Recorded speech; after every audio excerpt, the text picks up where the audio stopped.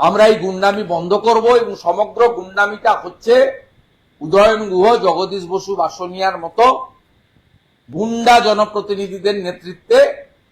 এবং এই উদয়ন গুহর নাম পোস্টপোল ভায়োলেন্সে জাতীয় মানবাধিকার কমিশন যে 19 জন গুন্ডার নাম দিয়েছিল হাইকোর্টে, তার মধ্যে ছিল।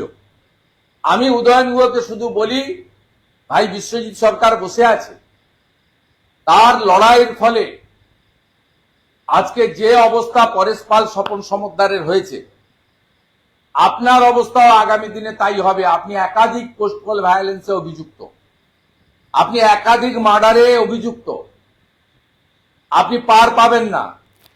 এবং সাথে সাথে দিনহাটার আইসি, মাথাভাঙা এবং শীতলকুচির অফিসার ইনচার্জদের বলবো, বা এসপি কুচবিহারকেও বলবো, গতকাল নারকেলডাঙ্গার ওসি সহ 3 আধিকারিকের যে অবস্থা হয়েছে, আপনাদের কপালেও সমান দুঃখ আছে।